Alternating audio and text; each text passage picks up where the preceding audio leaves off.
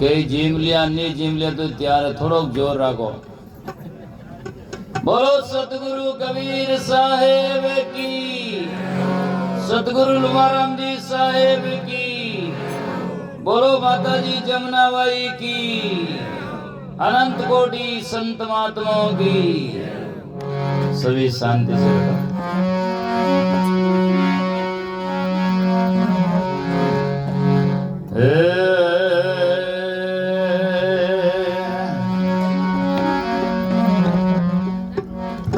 बंदी छोर दयाल प्रभु विघ्न विनाशक नाम, शरण शरण वंदो चरण, सब विधि मंगलदान। मंगल में मंगल करण, मंगल रूप कबीरा, ध्यान धरत नासत सकल, कर्म जनित बहुबीरा। वंदो सति कबीर के चरण कमल सिर नाई, जासु ज्ञान दिन करनिकार, ब्रह्म तम देत न साय। सतगुरु साय बसंत सभी, दंडवत प्रणाम, आगे पीछे मत हूँ तिन पर जाऊं कुर्बान। गरीब सतवादी सब संत है,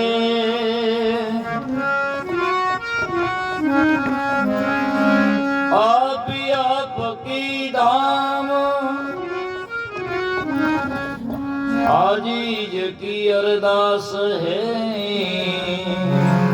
सकल संत प्रणाम। पूरब ले पुन प्रगट भया, जब सत्संग में आई पड़ी, संत मिले जब आनंद भयो, वह शुभ दिन वह शुभ घड़ी। दर्शन किया त्यों तापना से, बिन कोड़ी धाम में जातिरी, पलटू के आवागमन छुटा, रंज चरणन की शीश धरी।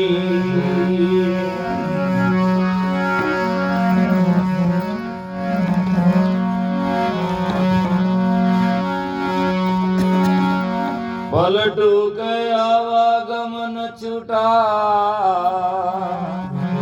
रंज चरणन की शीश धरी।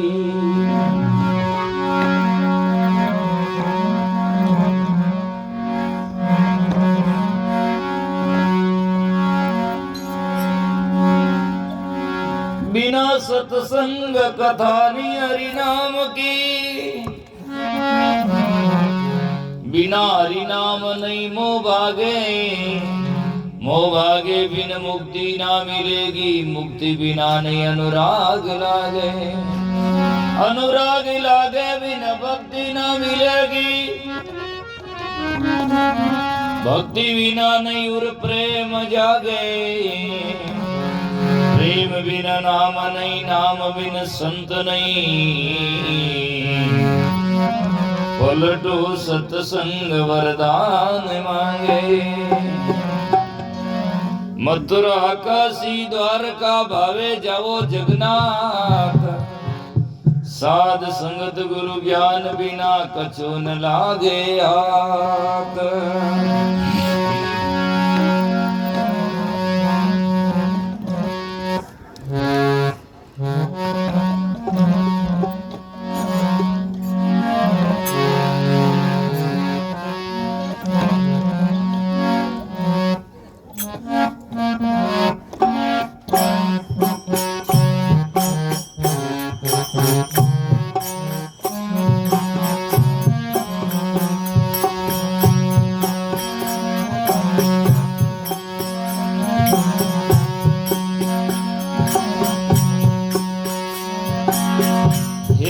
बड़ी सत्संगा जग में, ये बड़ी सत्संगा,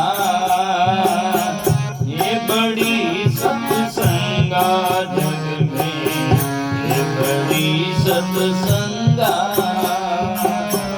ये बड़ी सत्संगा जग में, ये बड़ी सत्संगा।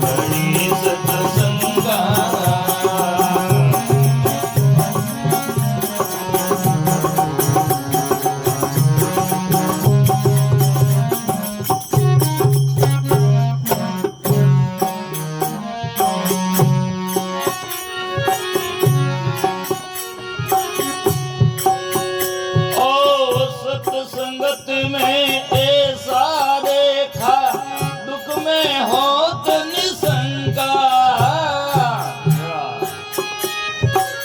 सत्संगत में ऐसा देखा, दुख में होत निशंका, दुख में होत निशंका, दुख में होत निशंका। जैसे परीक्षत पारी उतरगा, जैसे परीक्षत पारी उतरगा, सुन कथा प्रसंगा, कथा प्रसंगा जग में, ये बड़ी सत्संगा, ये बड़ी सत्संगा जग में, ये बड़ी सत्संगा।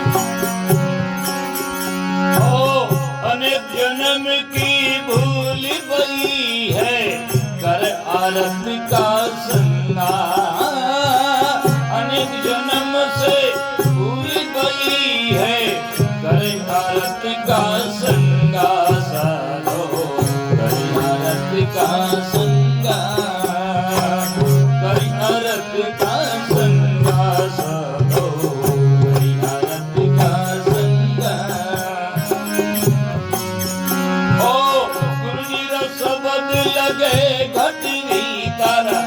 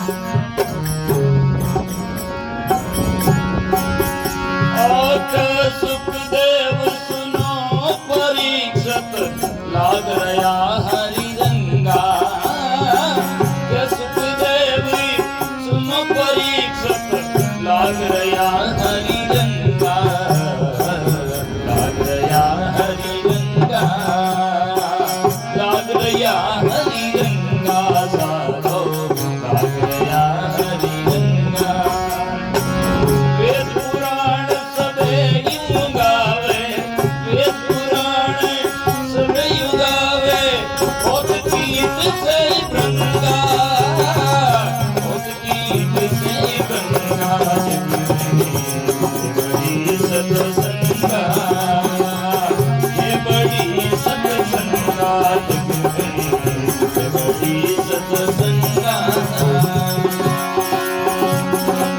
ये बड़ी सत्संगा जग में, ये बड़ी सत्संगा, ये बड़ी सत्संगा जग में, बड़ी सत्संगा, ये बड़ी सत्संगा जग में, बड़ी सत्संगा, ये बड़ी सत्संगा जग में, बड़ी सत्संगा।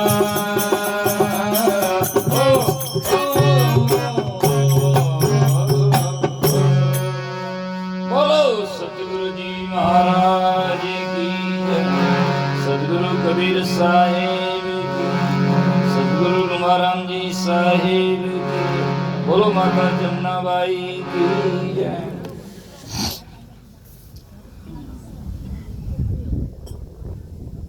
सभी बैठो शांति से, अभी ज्यादा समय नहीं है।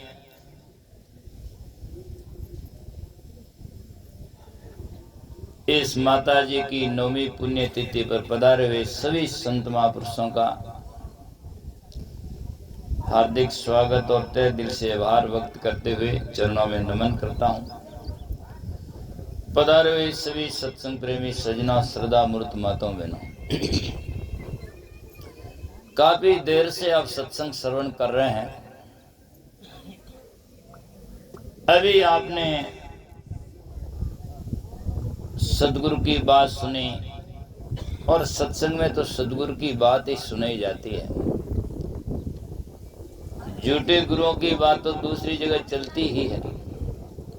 सत्संग उसका नाम है जहाँ सत्य की चर्चा हो, सत्य और असत का निर्णय हो, न कि रूढ़िवादी से किसी एक के पीछे एक को गा दें और या कह दें कि अमुक आदमी ने 1000 वर्ष पूर्व ये बात कही है, या अमुक बुजुर्ग आदमी ने 100 वर्ष के आदमी ने ये बात कह दी। उससे कोई वास्तविकता नहीं होती है। सत्संग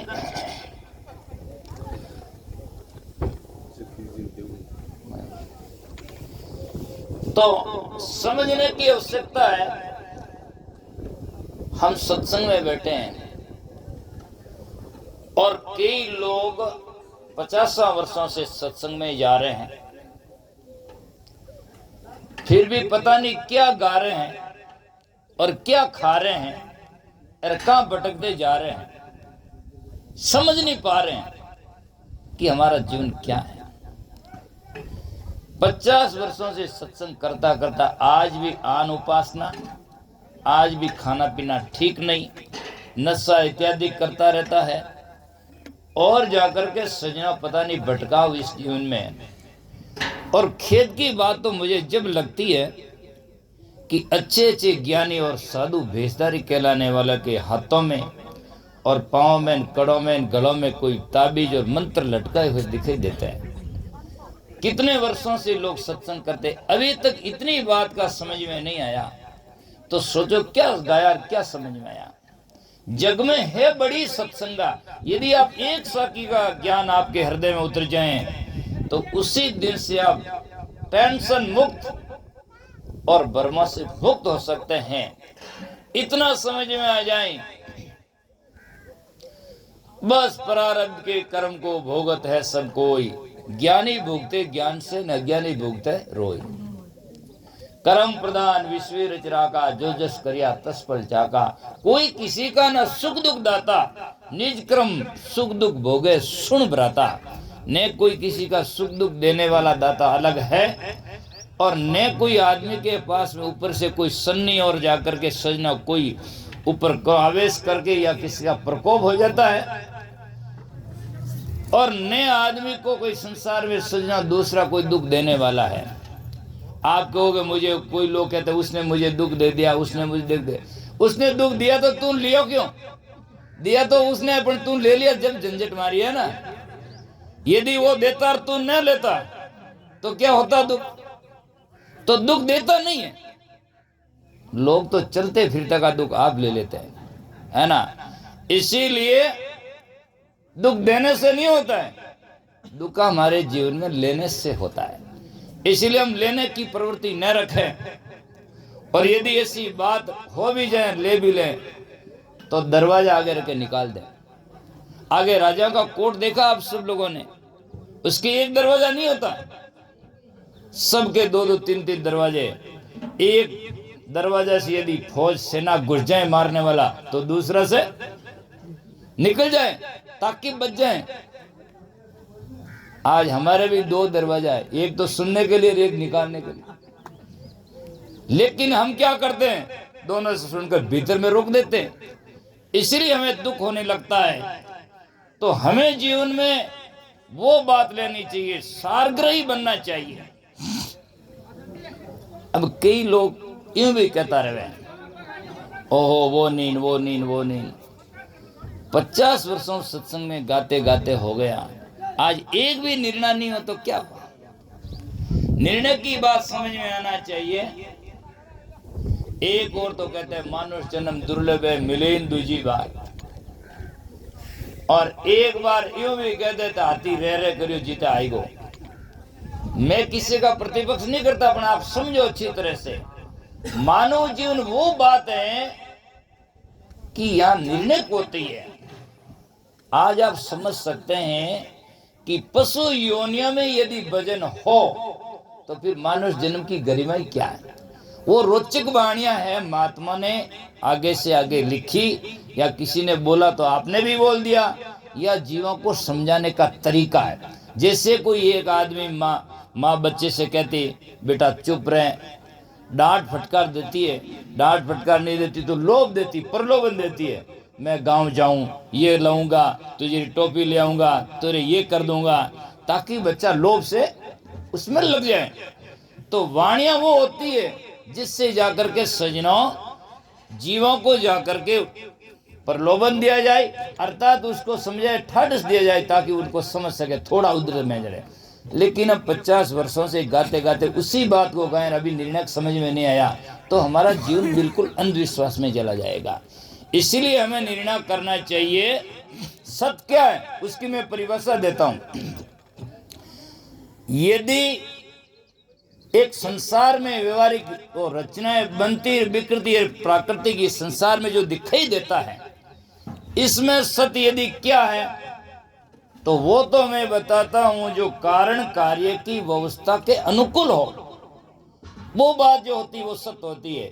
यदि कारण कार्य की व्यवस्था के बात अनुकूल नहीं हो तो कोई भी आदमी ने बात कह दी वो सत्य नहीं हो सकती है। जैसे एक उदाहरण दे देता हूं, उदाहरण के तौर पर आप समझ लें। एक आदमी ने मकान बनाया तो ईंट पत्थर चूना सीमेंट लाया, कारीगर आया, मकान बनाया, बन गया। अब बात आपने 1000 आदमी आज की कह दें कि अमुक आदमी ने ईंट पत्थर चूना सीमेंट लाया, मटेरियल लाया, रहा कारीगर आया, मकान बन गया, तो सबके जस्तीर पस्ती बनता ही है। किस बात की इसमें संदेह है? ईंट पत्थर चूना सीमेंट मटेरियल है, समान है, और बनाने वाला कारीगर तो बनेगा कि नहीं बनेगा? स्वाभाविक है। पर कोई आदमी कह दे अमुक आदमी के नहीं ईंट लाया, पत्थर नहीं लाया, चूना नहीं लाया, सीमेंट नहीं लाया, कारीगर नहीं आया, सुमंत्र और मकान बना दिया, ऐसा बनता है? ऐसा कदापि नहीं बन सकता। कोई भी महात्मा नहीं बना सकते और कोई भी आत्मा नहीं बना सकते। हाँ, कोई नहीं बना सकता। आज आदमी जिंदगी में सजनो कह सकता है, लोग कहते हैं। अब बहुत सारे लोग कहे कि महाराज थाने ध्यान को नहीं, तो ध्यान कराओ, बढ़िया है। मैंने ध्यान नहीं तो ध्यान कराओ तो और बढ़िया है। लोग निजरू बाटो फाट गो, बाटो क्यों फाटे, रेल छेलो को फाटे नहीं। फाटे जना तो रेलो 6 लो फाटे जो हाँ के आए पावर है। एक आदमी मेरे पास में आया कि महाराज थे मानो को नहीं निजरू फाटे भाटो। मैं क्यों भाटो तो कटोर गुणो मारो कपड़ो ले फाड़ दे अनिल में तो निजर लगा कपड़ो फाड़ जावे तो मैं सोचू फाड़ जावे। पर पागल लोग है यार कितने जा करके कपड़ा नहीं फट सकता पर पत्थर में कहीं न कहीं सड़ होता है तो वो टूट जाता है। इसीलिए वो कहते हैं लोग। इसीलिए ऐसा करना कदाचित सत्य नहीं होता है लेकिन लोग इस बातों को अंधविश्वास मान करके बाबा जी शेर बन जाते। शेरो इन वास्ते कहे गोटे डर तो कोई जावे को नहीं यूं कहता नहीं बाबा जी बकरो बनाए तो डर नहीं जान देख ले समझे आप। कहते हैं बाबा जी शेर बन जाते तो शेरों डरता ही आदमी वहां जावे कोई बना चाहे मत बनो है ना। और मारे जो एक भाई साहब वो कहता शेर क्यों बड़े हुआड़ी भैंस बनेगा नहीं बाबा जी। हाँ हुआड़ी भैंस बन जो 10 किलो दूध देन फाचा बाप जी बन जाए समझे आप। इतना पागलपन जिसका कोई हद नहीं। जिस आत्मा के बाल काले थे सफेद हो गए वापस काले नहीं हो सकते और जो बूढ़ा हो गया वापस जवान नहीं हो सकता है और वो शेर बन सकता है। कहां से अवयव लाए आप वैज्ञानिक साइंस तरीके दृष्टिकोण से आप समझ सकते हैं। यहाँ पढ़े लिखे देखो माँ साहब लेक्चरर कहीं बैठा है तो इतना समझने की जरूरत है। मनुष्य का खून जो होता है ना 3 है एन बी ओ 3 प्रकार के ग्रुप है। तो मानव का खून ही मानव के चढ़ता है वो ग्रुप का होता है वही चढ़ता है दूसरा खून उसके चढ़ नहीं सकता है। और पशुओं का खून तो चढ़ने की बात ही कहाँ है। यदि पशुओं का खून चढ़ता तो सजना जाकर के कितने कत्ल खाने वहां सब खून ऐसी बह रहा है वहां सब इकट्ठा कर लेते हैं। और पशुओं का खून नहीं चढ़ सकता तो पशु और माँ तो चढ़ जाए। समझ में आना है यार इतना ही समझ में नहीं आ सकता है कि पशु और माँ तो कहाँ चढ़ पाएगा और लोगों ने कहाँ सिर लगा दिया कहाँ पता नहीं क्या क्या लगा दिया हमें समझ में नहीं आता। इतने बुद्धू लोग हैं तो ये सब है ना कत्तासी संभव नहीं होता है। उदाहरण समझ लो आप अच्छी तरह से कोई भी कार्य को बनने के लिए कारण तो स्वतः होता है और कार्य बनता है। जैसे ये मकान है ये कार्य है और इसमें मटेरियल जितने लगे हुए वो कारण है समझे।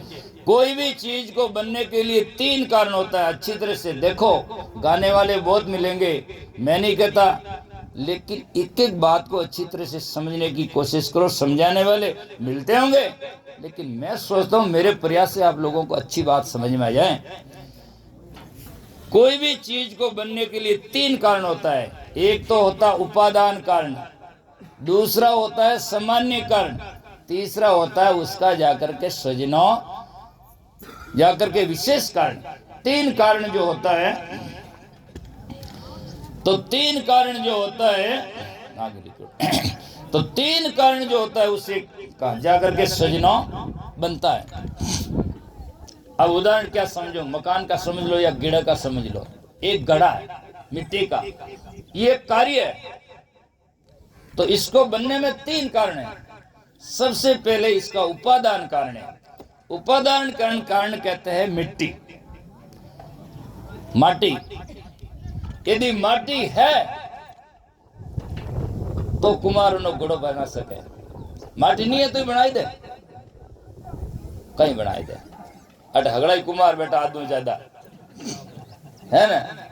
तो कोई भी नहीं बना सके। और वो भी मैं बता सकूं केड़ो ही कुमार कलाकार आई तो जैसलमेरी बालू रेतरो नहीं बना सके बालू रेत का नहीं बना सकता है। मिट्टी में योग्यता होगी चिकनापन होगा उस मिट्टी का कुमार घड़ा बना सकता है। यदि उस मिट्टी में लचीलापन नहीं है चिकनापन नहीं है उस मिट्टी से कोई भी घड़ा नहीं बन सकता है। नंबर 1 कितना ही कलाकार हो कैसा भी हो लेकिन मिट्टी नहीं होगा तो घड़ा बन ही नहीं सकता है। यूं सुमंत्रों करे जना तो जट धड़ा जट खाडो कर दे खाडो जट धड़ा कर दे नहीं हो सके समझे आप। नंबर 2 उसका कारण है सामान्य कारण। चाकन डंडो या मकान बनाओती ना चीनी नतोड़ी गज्जन बुनियान ये है तो उसका वो होगा तो वो घड़ा बना सकेगा या मकान बना सकेगा। यदि आपके पास में औजार नहीं है तो कोई भी आदमी उसका घड़ा नहीं बना सकता है। तीसरी बात यह है कि स्वयं कुम्हार है या स्वयं कारीगर है। अब कारीगर है तो ईंट पत्थर चूना सीमेंट और मकान बन जाई, और कारीगर नहीं है तो हजारों वर्ष बाद में ईंट पत्थर चूना सीमेंट इमेज बढ़िया रहे बनवा का मकान नहीं बन सके, और न उस मिट्टी का और पड़ी मिट्टी का जाकर के सजना गड़ा बन सकता है। तीनों मेल जब होता है तब जाकर के वो जाकर के सजना कार्य में परिवर्तित होता है। और ये सी बात लोगों की समझ में आ जाए तो आज से आपका झंझट और भ्रम वैसे ही खत्म हो जाएगा। एक दिन ही नहीं आएगा चमत्कार वो कर दियो वो कर दियो, ऐसा हो ही नहीं सकता है। एक घड़ी बने जरा सुयो एक फैक्ट्री में बने, डायल दूसरी फैक्ट्री में बने, और जाकर के सजना तीसरा पुर्जा अलग फैक्ट्री में बनता है, फिर उसको जोड़ करके घड़ी बढ़ाता है और तब वो घड़ी बनती है। सुमंत्र ओला घड़ी बन गई, क्यों बढ़ जा। अभी एक भाई साहब गया उठ खुड़कुड़ा पत्री काट गया अटक के गई कड़ा कड़ा फांसा फांसा डॉक्टर को कड़ा दिया बे बढ़ गया है ना। और इतने आदमी जो विज्ञान साइंस जानने वाले पढ़े लिखे जानने वाले वो इतने पागलपना में है। इसीलिए संतों ने एक शायर ने कहा कि ये धर्म नहीं है धंधा है। और अटे तो पढ़ा लिखा भी अंधा है, यहाँ तो पढ़ा लिखा भी अंधा है ना। तो बाकी तो अंधे है ही है, लेकिन पढ़े लिखे भी अंधे समझ नहीं पाते हैं। पत्री निकले तो निकले, जो कोई भी चीज निकले, सांप निकले तो लिंगटी मंडे, जानवर निकले तो और कुछ है, तो पत्री निकले तो छेद तो होना चाहिए। निकले जन लारक भाई छेद तो दरवाजा तो होना चाहिए। यदि जाकर के सजना पत्री निकलेगा छेद होगा तो सजना खेद भी होगा, और बाद में खेद मिट सकता है, अन्यथा नहीं हो सकता है। कोई भी चीज निकलने के लिए जगह चाहिए। हवा निकले तो भी जगह चाहिए, पानी निकले तो जगह चाहिए, तो सजना जाकर के सजना पत्री निकलने के लिए कुछ नहीं चाहिए। ऐसी बातें नहीं हो सकती है। इन भ्रमों में मत जाओ। आप अच्छे विवेकी संतों का संग करो। और सत्संग करने का तात्पर्य यह नहीं है कि कोई अलौकिक बात कर दी, ना आकाश में उड़ाई दियो, ना आकाश में छिड़ाई दियो, ना पटक दियो। इसका मतलब यह नहीं है। सत्संग करने का तात्पर्य यह है कि हमें सत्य बात समझ में आना चाहिए, हमारे कर्म सही है या नहीं है। और सही का मतलब होता है कर्म करने का ऐसे सदाचार किया जाए, ऐसे आचरण किया जाए जिससे न हमको परेशानी हो और न दूसरे को परेशानी हो। इसी नाम सत्संग कहते हैं। फिर बाद में सत्संग का अध्यात्म जो केंद्र है वो क्या है, उसको समझने के लिए वो बात यह है कि भगवान परमात्मा राम जी साहेब चेतन ब्रह्म वो क्या है और वो कहाँ रहता है और उसकी वास्तविक परिभाषा क्या है। इस बात को समझने की पहले आप दो ही चीज है, कल्याण में दो पक्ष है। एक तो आपकी रहनी करनी सदाचार होना चाहिए नंबर 1, और नंबर 2 कि परमात्मा सत्य तत् सता लास्ट स्टेज जो हमारा है वो क्या है, वो कहाँ है, कैसा है। इस बात का दो बात का समझने की जरूरत है। यदि दो बात में आप नहीं समझे तो आपका चाहे किसी गुरु के पास में जाओ, कितनी लंबी डंडो तो करते जाओ और कितों मातो पटको हवा मने चढ़ा दो, कोई फर्क नहीं पड़ेगा। बस इतना समझ लो। जैसे एक उदाहरण दे देता हूँ। मान लो आदमी को आज से यहाँ से भोपालगढ़ जाना है, तो इसमें दो विशेषता है। सबसे पहले आदमी को भोपालगढ़ का ठिकाना मालूम होना चाहिए। भोपालगढ़ किधर है, क्या है, कस्बा है, गांव है, कैसा है, किस दिशा में, ये समझने की जरूरत है। फिर बाद में दूसरा अभ्यास, यहाँ से पैदल जाओ चाहे मोटरसाइकिल से जाने की जरूरत है। यदि भोपालगढ़ मालूम नहीं है तो बुढ़चंद गिर जाओ तो आएगा नहीं। और यदि मालूम है कि भोपालगढ़ इधर है पर यहाँ से आप शुरुआत नहीं करोगे तो 1000 बस बीत जाओ पर भोपालगढ़ आएगा नहीं। भोपालगढ़ तो आवेज को नहीं, पर अपन जाओ को नहीं, है ना। लोग कहे अबे तो गांव नेड़ो आएगो, गांव कदी नेड़ो आवे, गांव नेड़ो नहीं आवे, पर अपन गांव के नजदीक चले जाते हैं। इसलिए हरि रामदास जी महाराज ने वाणी में लिखा, जो कोई चाहो मुक्ति को तो सुमरी जो राम, हरिया गेले चालते जैसे आवे गांव। गांव जाते जाते गेले चलते चलते गांव के नजदीक हम पहुंच जाते हैं। तो मुक्ति का गांव जो है वो सजना पहले तो गांव का ठिकाना होना चाहिए, चाहे राम को चाहे साहिब को, इसमें कोई लंबी चौड़ा बात है ही नहीं। राम ही अनादि सतत है और साहिब ही सबका मालिक अनादि सतत है। बाकी जो अलग अलग समझने वाला की फालतू की कत है और आदमी लोगों को दिग्भ्रमित करते हैं। परमात्मा सत्य चेतन सता जो है वो तो बेनामी है और उस नाम को लोगों ने, संत महात्मा ने अपने अपना प्रिय लगा और जो लिखा या रटा इस प्रकार से। एक उसमें विशेषता है, वो समझने की जरूरत है। वो क्या है? जो भी नाम हम लिया जाए उन नाम का सीधा कनेक्शन या सीधा उनसे बात होना चाहिए। जो परमात्मा सत्य अविनाशी सता चेतन है वो न की गठधरी है, वो न देश काल में बनता है और न देश काल में कभी बिखरता है। उस परमात्मा, उस सत्ता से हमारा कनेक्शन होना चाहिए, जिससे अविनाशी है, अजर है, अमर है और ब्रह्म है, सत्य है, चेतन है, अविनाशी है, दृश्य नहीं दृष्टा है और जाकर के आदंत सत्य है। ऐसा समझने की जरूरत है। ऐसा समझकर आप लोगे तो आप कल्याण पद को लोगे, नहीं तो अनादि से भ्रमित में और भ्रमे जाओगे। साहिब साहिब सभी कहे और मुने है अंदेशा, और साहिब से परिचय नहीं तो बैठोगा किस ठोड़। और परमात्मा ने लोग इन बात चाहे कि सुख हो जाए। कोई लोग के दिन परमात्मा मिली जाए दुख हो जाए तो कोई नहीं चाहे। और गहराईता में और जाओगे तो परमात्मा नाम की सत्ता मिलने की वस्तु है ही नहीं।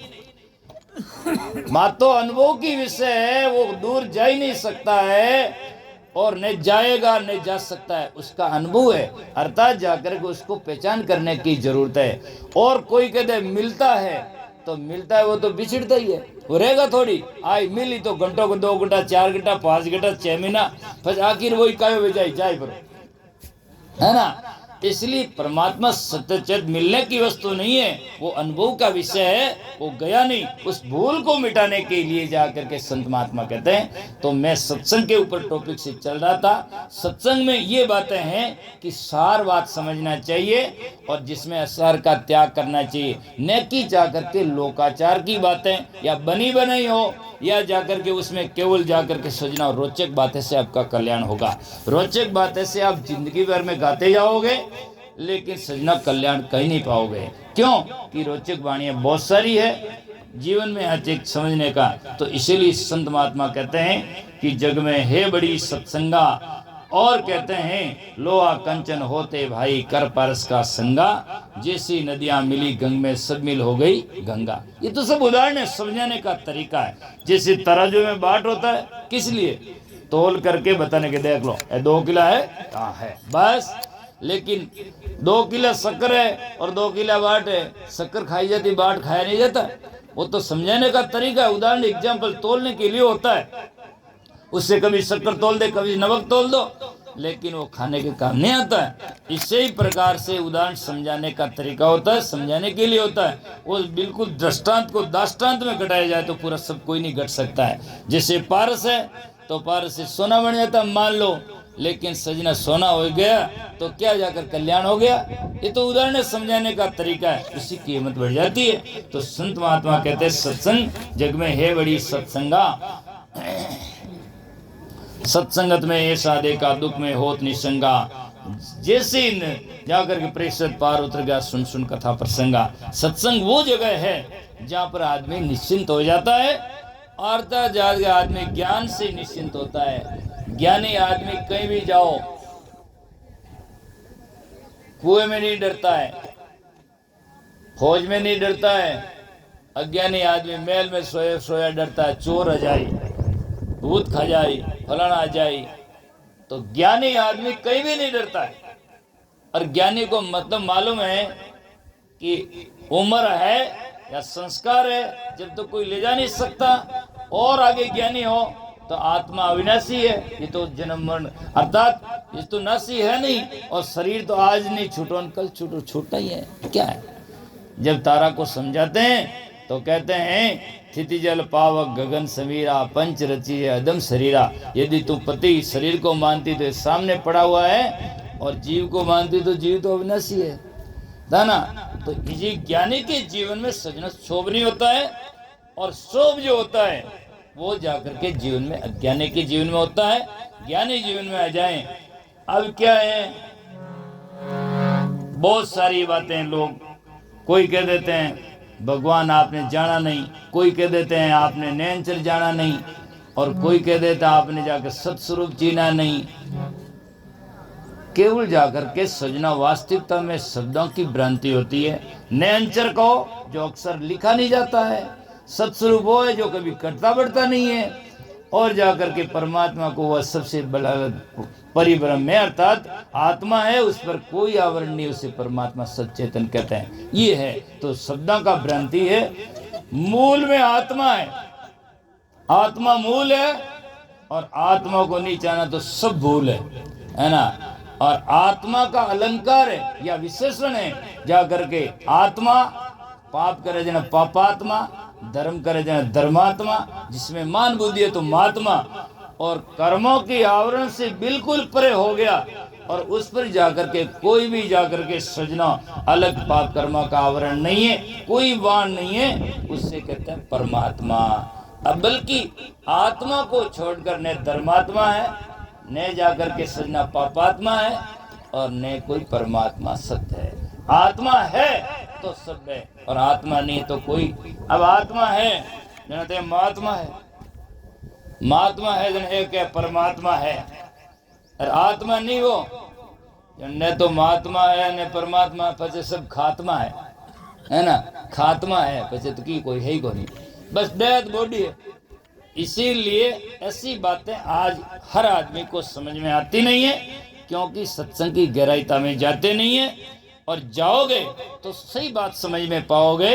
तो ज्यादा न कहते हुए, विराम देते हुए एक भजन में बोलकर विराम देता हूँ। आप सभी शांति से बैठेंगे और जीवन